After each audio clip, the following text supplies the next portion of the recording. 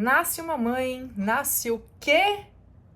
Umas olheiras também, né, gente? Olha, eu sei que cada maternário é único, mas tem um assunto que traz muito pro nosso coração e umas olheiras, que é o sono das crianças. E aqui vocês sabem o quanto que a gente passou de desafios com o sono do Liam, que acordava 8 vezes por madrugada. Eu e o Krika, a gente passou por um período bastante desafiador. Eu abri já esse tema aqui algumas vezes, mas eu entendo que nunca é demais, porque mesmo numa família que tenha duas crianças, como aqui, Liam e Annie Liv, com a mesma criação, os mesmos pais, o mesmo ambiente, eles são muito diferentes. O sono deles é muito diferente. E com cada um a gente teve que usar ali, de repente, uma estratégia, com cada um a gente teve que ter um olhar, um cuidado para atender as necessidades individuais que fazem parte da singularidade deles. Então, pensando nisso hoje, eu vou retomar esse tema dentro de um quadro que eu gosto muito de trazer aqui para vocês. A gente já teve vários outros temas dentro de saúde infantil. Então, hoje, meu bem, vamos falar de sono com quem mais entende do assunto, com um especialista, com um pediatra, dentro do nosso quadro Dia da Consulta. Bora! Eu espero de verdade poder ajudar. Então agora chegou o nosso especialista, Dr. Gustavo Moreira. Ele é pediatra e ele é membro do Diretório Científico do Sono da Sociedade Brasileira de Pediatria. Seja muito bem-vindo, Dr. Gustavo. Obrigada por estar aqui com a gente hoje em mais um dia da consulta. Agradeço o convite, Juliana, estou à disposição. Primeira pergunta. Olha, quando eu olhei para ela, eu lembrei, passou um filme na minha cabeça. Quando a gente pensa no sono infantil, quais são os impactos e os riscos da falta de rotina ou de uma rotina de sono ruim? Porque o que a gente pensa, né? Existe a possibilidade de acabar desenvolvendo algum distúrbio neles? Então, veja, problema de sono é muito frequente nas crianças pequenas, menores de 5 anos, porque é um período de transformação importante do sono, né? Um recém-nascido dorme 16 horas e uma criança que dorme 12 horas. Então, diminui a quantidade de sono e tem menos, e à medida que vai caminhando, vai diminuindo a quantidade de sono durante o dia e aumentando a quantidade de sono durante a noite. Esse é o normal.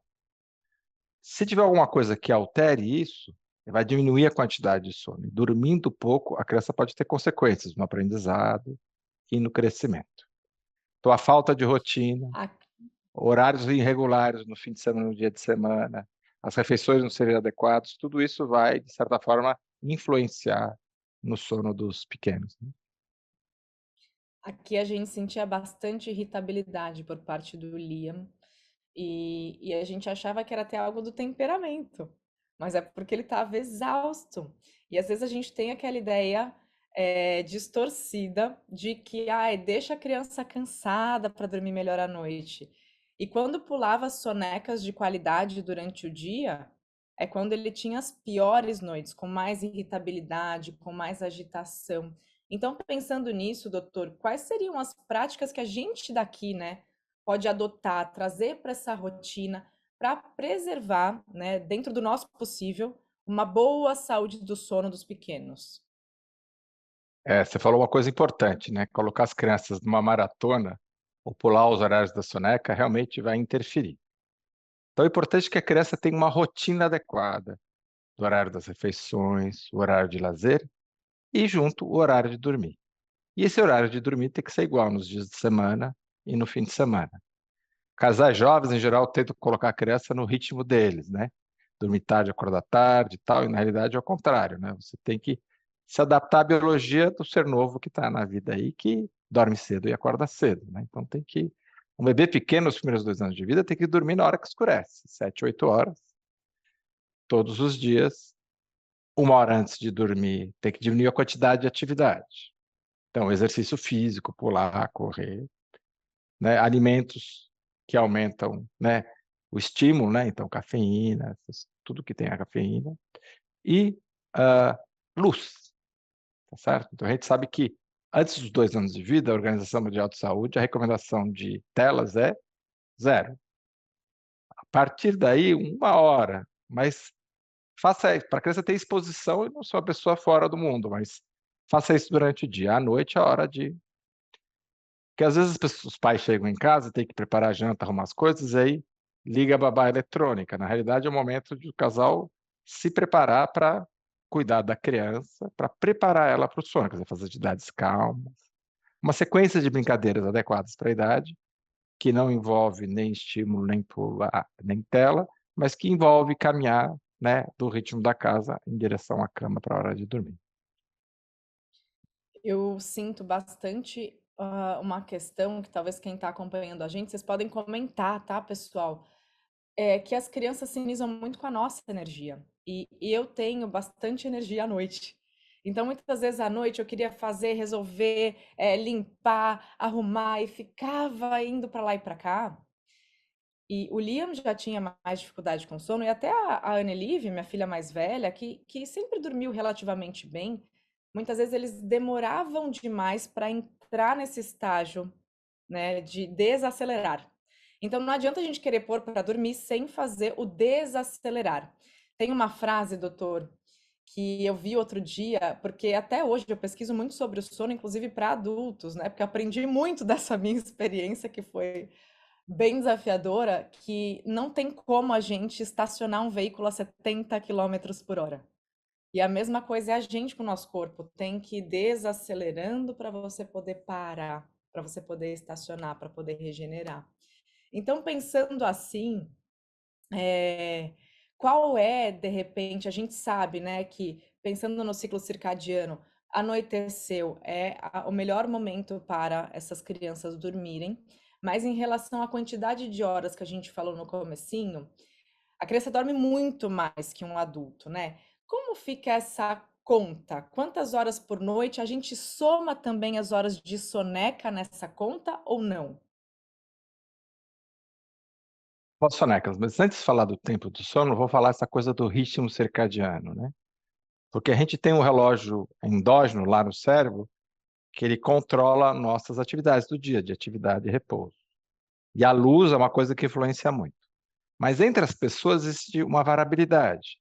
Tem indivíduo que gosta de dormir tarde e acorda tarde, que tem, a gente fala que é o pessoa das corujas, e o pessoal que dorme cedo e acorda cedo, né? Um senhorzinho de idade que vai dormir cedo e acorda com as galinhas, é mais ou menos isso. Então, em geral, na primeira década de vida, as crianças elas são matutinas, gostam de dormir na hora que escurece e acorda quando o sol nasce. Os pais, justamente adultos jovens, 30, 40 anos, que está justamente ao contrário. Então, isso que você falou, Juliana, isso é um fenômeno normal dos pais, é que você ainda tem muito lenha para queimar no começo da noite, enquanto que as crianças já precisam desacelerar, tá Sim, certo? E aí o tempo de sono, que é a sua pergunta, conta o sono das 24 horas, tá. desde que seja normal, tá certo? Então vamos imaginar que um bebê nos primeiros 6 meses de vida tem umas 3 ou 4 sonecas durante o dia, porque é aquela fase que, né, dorme 2 horas, fica acordado 1 hora, aí no final de 1 ano de vida tem 3 sonecas, 2 sonecas até 1 ano e 6 meses, e aí uma soneca a partir de 2 anos, a criança tem uma soneca só, aquela mais longa, 1 hora e meia, e à medida que a idade vai avançando, vai diminuindo essa soneca, que é uma soneca da tarde. Ela vai pulando os dias até não ter mais. Varia muito a cultura e o hábito pessoal de quando que perde essa soneca, tá certo? Então quem mora no deserto lá do México, mesmo no sertão do Brasil, está acostumado, lá é muito quente na hora do almoço, tiram a soneca à tarde, mesmo os adultos, tá certo? Já a gente está numa região mais não tão quente ou temperada, aí, então tem a variabilidade local e validade individual de cada população, mas em geral não tem mais necessidade do sono quando entra na escola. A partir dos 6 anos de idade, a criança tem um sono prolongado à noite. Há, né, as Certo. sociedades de classe, né, a Fundação Nacional do Sono, a Academia Americana do Sono, tem até um quadro que mostra a quantidade de sono normal para cada faixa etária, que isso vai mudando à medida que a idade e tem uma variabilidade normal. Mas o mais importante do que saber a quantidade de horas é como é o comportamento da criança durante o dia. Juliana, você mesmo falou que seu filho ficava irritado, né? Então, se a criança fica Muito. irritada, de mau humor, sinal que ela não dormiu o suficiente. Então, o comportamento da criança que é um relógio para os pais reconhecerem de que o sono não está sendo suficiente. Tanto que ele mudou muito depois que começou a dormir melhor. Mas mudou muito. Eu conheci outro filho. depois. E assim, uma dica que eu deixo pessoalmente do que me ajudou foi respeitar as regras, porque eu era uma pessoa que eu gosto de fluir e às vezes tudo que é muito regrado. Não. Ele é uma criança que precisa de regras, crianças precisam de algumas regras para se sentirem seguras até emocionalmente. Então, eu percebo que depois que a gente entendeu a importância das sonecas do dia e que elas deveriam ter mais de 45 minutos, porque ele acordava nos 45 minutos. E era o nosso papel prolongar para que ele entrasse nos outros estágios. Então, isso mudou muita coisa aqui. Levou tempo, exigiu muita paciência. Tiveram dias e noites assim que pareciam que não iam acabar mais, em que eu chorava, meu marido, e a gente ficava à flor da pele também, mas olha, aqui tá o relato de uma mãe que hoje vê um filho dormir. Então, gente, vamos respirar fundo. A gente sai muito mais fortalecida dessas experiências, né, doutor? E veja, é muito comum, principalmente na criança que tem doenças no primeiro ano de vida. Ou tem uma bronquiolite com asma, ou tem uma refluxo gasofágico, alergia à proteína leite de vaca, infecções de repetição, porque os pais precisam dar muita atenção para a criança. Então as noites são ruins por causa da doença médica. E aquilo fica um ciclo vicioso nessa fase de desenvolvimento do sono. Então a primeira coisa, precisa ir no seu pediatra para abordar essas doenças e cuidar bem. Uma vez que ela está controlada, aí dá para fazer uma intervenção nos horários de sono. Muito obrigada, doutor Gustavo. Esse é um tema que mexe muito comigo, mas como eu disse, eu sou grata em ter ouvido profissionais, né, que mais entendem do assunto, como pediatra, ter me apoiado também, em outras mães com as quais eu pude trocar, pedir ombro amigo, pedir colo, para a gente não passar por essas coisas sozinha, né? Eu espero que esse vídeo tenha ajudado a vocês que ficaram aqui com a gente.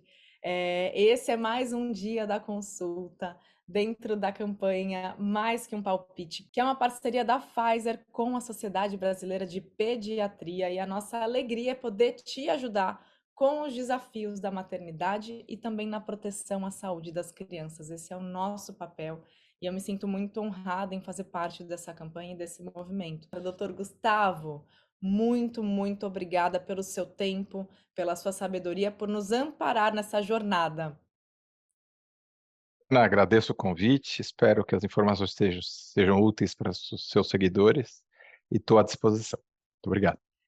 Muito obrigada. E a nossa ideia com essa campanha, com esse quadro, é poder ajudar você, mãe, nos desafios em relação ao sono, vacinação, amamentação e, em geral, né, a saúde dos nossos pequenos, tão preciosos, e a saúde também tão preciosa, que a gente siga aí vivendo um dia de cada vez, respirando fundo quando precisa, porque de verdade a gente vai se fortalecendo a cada dia e a cada desafio. Então, um grande beijo, doutor Gustavo, muito obrigada e até um próximo dia da consulta.